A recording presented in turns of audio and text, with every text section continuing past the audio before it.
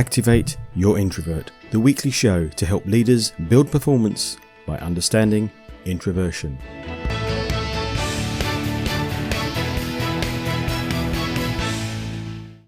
In this week's show, working from cafes and the cancel culture, a big thought about small talk. Question of the week: do introverts have fun? This week there's a slightly different format. As I've been asked a lot about small talk, I thought I'd do a big talk on the subject. But what question would you like answered about introversion? Visit activateyourintrovert.co.uk and let me know. I'll answer your question on the show. Before we get into small talk, there's been several interesting items in the news in the last few days. The Falklands War. 40 years on from the Falklands War.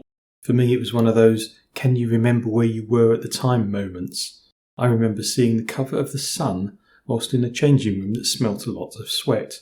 Strange combination, but perhaps that's why it's so clear to me.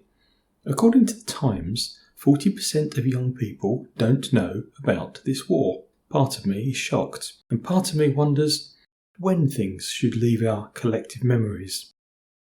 There is a value in history. Should we be better at remembering things? The same is true in your business. How quickly should we forget the great employees or the not so good ones we took on? And more importantly, what made them great or not? Working from cafes. I know this must have become even more of a thing recently with the pandemic, etc. But so much so that Debrett's, that's the long-standing guide to all things about etiquette, has issued a guidance note on the subject of working from cafes. One should not appear to be a table hogger, so one should make regular food or drink orders. Neither should one look askance, and that was a nice word I thought about looking up, at noisy neighbours. Apparently, if someone's crying baby is interrupting your concentration, that is your problem, not theirs. As an introvert who gets very distracted by noise, I struggle a bit with that one, which may be why I don't work in cafes. By the way, many introverts seem more distracted by noise than extroverts that I've spoken to. Now that's not a defining feature of introversion, but it might link to the discussion I had with Claire Kumar a few weeks ago, where a high percentage of highly sensitive people are introverts. The open plan office certainly was not invented by an introvert, and escaping has been one joy of the pandemic for many people.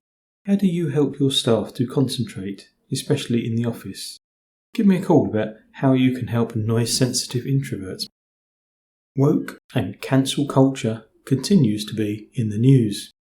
The landlord of a pub on Dartmoor has a plough person's lunch. The menu was at the heart of a Twitter storm after an image of it went viral. Dickie Harrison of the Tours in Belstone said he'd changed the name years ago as a light-hearted nod to a local woman who farms. But on social media he was accused of being and promoting woke culture. But more seriously, what is woke? And what is a step too far? Will those snowflakes want loud extroversion banned from meeting next? Just for clarity, I hate the term snowflakes. I'm not that keen on the term woke, but being awake to issues around people is good if you ask me. The real question is, how much support should we give to staff? The introvert in a meeting syndrome is a classic one. By making slight changes to the way you run your meetings, you'll get a lot more engagement from all staff and better results. Now, is that plain sense?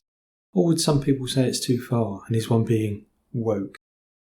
Rishi Sunak found himself in a press storm recently, doing what all politicians do, posing for a photo to generate good publicity. Let's be honest, most business people do it one way or the other too. Are those books on the bookshelves behind you on Zoom just coincidental? Do you dress the way you do for a reason? And do you dress up when visiting important clients? The sting in the tail for Sunak was that he was discovered to have borrowed a common car to appear as a man of the people. Should we all be making more effort to appear unreal or more effort to appear real? Or should we just be us? Do extroverts do it more than introverts? I haven't asked that question, by the way, so I can't give you a definitive answer, but I'd love to hear your view. Perhaps join us on Facebook. Putin and his horrific war continue to dominate the press. One article quoted the chief of the GCHQ, that's Britain's spy and listening post. We believe Putin's advisors are afraid to tell him the truth. If it turns out that the war is going on for longer, or maybe even started because he didn't hear or prevented his staff from saying things he didn't want to hear, it's even worse. In drawing the following analogy, I am in no way suggesting you, or any other leader you know, is in the same category. But how many times have you heard similar stories in businesses that you might know? My research with introverts and extroverts certainly shows that many introverts don't say all they could or should in meetings because they're overtalked and don't think it's worth adding their points. 3 simple tips to improve meetings are: get the agenda out earlier. It will help internal processing introverts consider the points and have comments ready. Some extroverts will read it too. Number 2, structure the discussion so that all people have a space to add their comments without being talked over.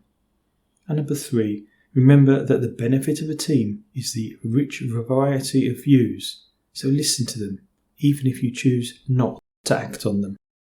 And finally, a lovely article from the RSPB caught my eye, mainly as it reminded me of an office that they used to rent with a business partner in the centre of a country park, where the bittern had been heard. In 1997, there were only 11 male bitterns left in Britain, and there were fears that the bird's foghorn-like call would disappear completely from the British soundscape. But thanks to efforts to restore wetland habitats, Britain's loudest bird is making a strong comeback. Last year, 228 males were counted, and the number of sites where they were being heard is rising too. The bittern has a very distinctive, loud, booming noise from a bird that stays quite hidden. Maybe it's not only human introverts that can make lots of noise.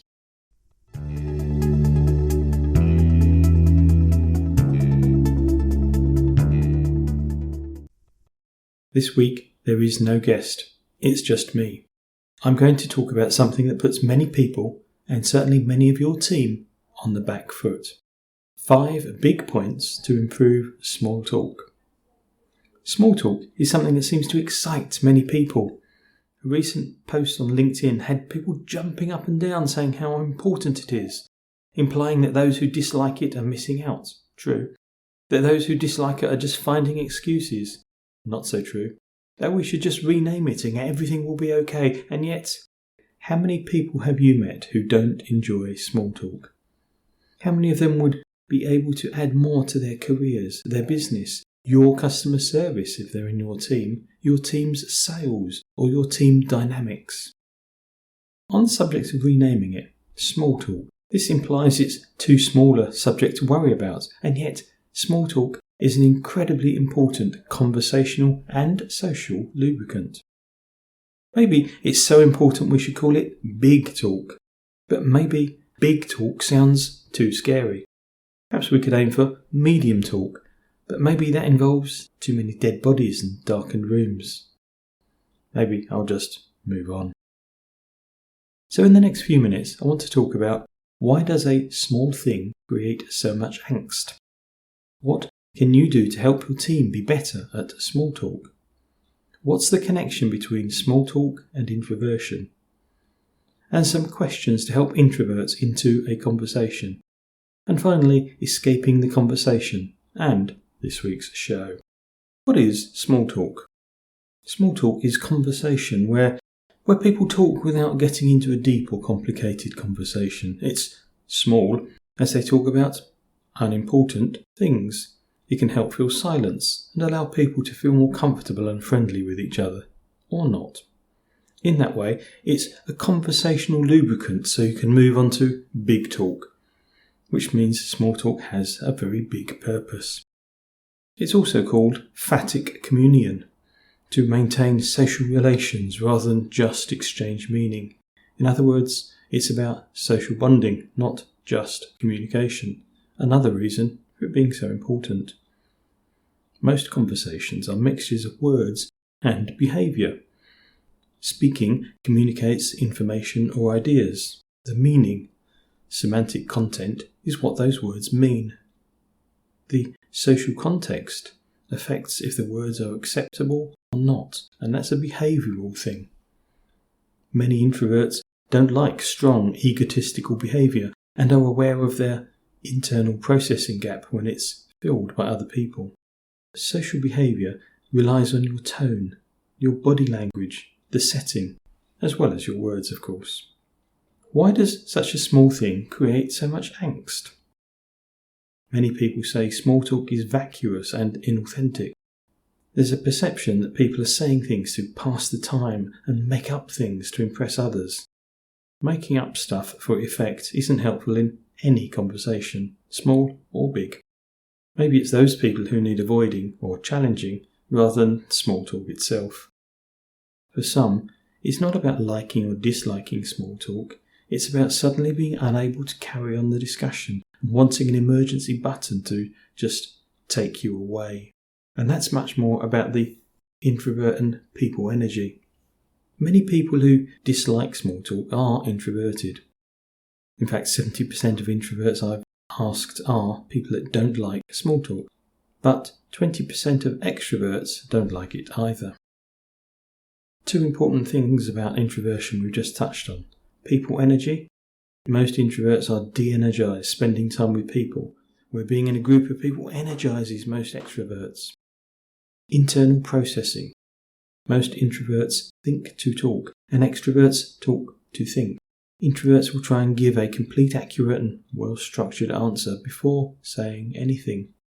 And that can lead to a small gap in the conversation, which some introverts are sensitive about, as they've been made to feel bad about it in the past.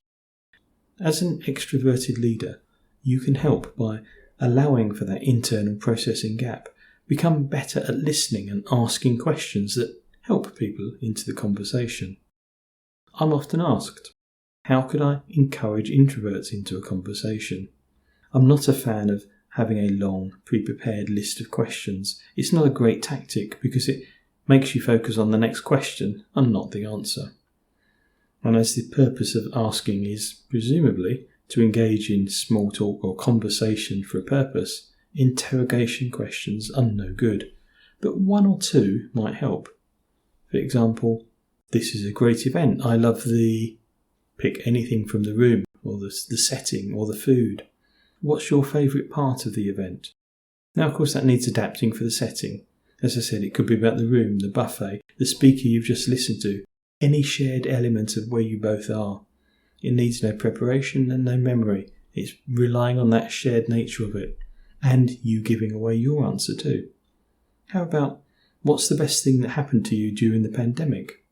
It's relevant, reasonably up to date, it's positive, and gives them a chance to choose something that's important to them. You can, of course, amend it by changing the time period. You could make it this year, this month, or since we last met. How about, what's the most important thing I should know about you? Now, this might not be a first question to ask somebody, because it might dive in too deeply, but it can quickly move out of small talk and into deeper stuff. It works well in a work setting and in social settings, and it's good for getting to know somebody, but it allows the introvert to choose the level of their answer, so the question doesn't have to be too intrusive. So the real thing is, don't get too personal, don't just be interrogative with a list of questions, and certainly don't do the mind-numbingly boring questions about nothing like the weather, and listen. Now, there are times when you, or certainly many introverts, as I've spoken about already, need to escape from the conversation. Maybe you're exhausted, maybe any number of things, maybe the conversation is going nowhere at all. Many introverts fear getting stuck into a conversation. Having an exit plan can reduce anxiety before you start. Flipping that means, as an extrovert, having a clear upfront plan about how people can escape from the conversations, or making the informal, chatty part of the meeting take place in upfront planned short bursts. Can make the whole thing easier and stop that tension from building up in the first place. For those who want to escape a few methods, a special room has been created in many conference centres. They're quite small, the right size just for one person. They even have a lock on the inside and a chair inside them, although the chair has a hole in the middle of it. Yeah, okay, but seriously, the easiest escape plan is the smartphone. You've just received a silent, vibrating, urgent message, call, whatever, that needs attention. Alternatively, a need for the toilet can be a useful emergency exit, and it would be completely true to say that I, and many introverts I know, have spent time just sitting quietly in the toilet cubicle, recharging their people energy. More assertive ways to end the conversation could include, "This has been useful. Thank you for letting me know more about blah blah blah. Do you have a card?" It's positive and clearly restates what you are interested in. It may lead to them following up with things like trying to arrange a meeting. How about, "I can't wait to hear how," and then pick out the key point from their conversation goes, "Let's catch up at the next event." Obviously, it's personal, you've listened, you've proved you've listened, and you've focused it onto the next event. So these are easy for anybody to use to escape conversations. The point of me raising this is, if extroverted leaders can be aware and find ways of flipping this to use this understanding of small talk to make it easier, because we've talked about why it's an issue, people energy and internal processing. So allow people to answer, don't just fill the conversation. Having some questions to help others ease into the conversation will help, but don't make an interrogation. Making it easy for people to escape, or at least know how long they have to survive that small talk for. I hope that's helped, and there is a short downloadable book which is available from a link on the sleeve notes in this episode.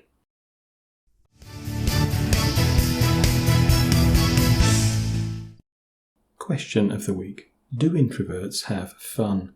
It's a common question actually, and it got asked to me this week by Steph, but I'm going to link back to something that Mark Lee said last week in his episode, because he was talking about much the same thing when he's been on stage with groups of accountants who, stereotypically at least, are introverted, and they wouldn't react to some of his jokes. Despite the fact that he knew they did find them funny, they just didn't show it. And I think there's the first and main point about some people. They don't show it in the same way as everybody else. But of course, the second point there is that many extroverts have fun by interacting with other people, and therefore assume that anyone that doesn't enjoy doing the same can't possibly be having fun. Well, they're wrong.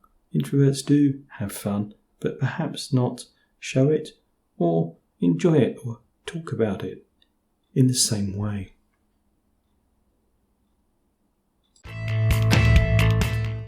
I'm John Baker. Thank you for listening. I hope you found it useful. There's a new episode every Thursday at activateyourintrovert.co.uk and your favourite podcast provider. Till then, go be introversial, activating your introverts, building your business.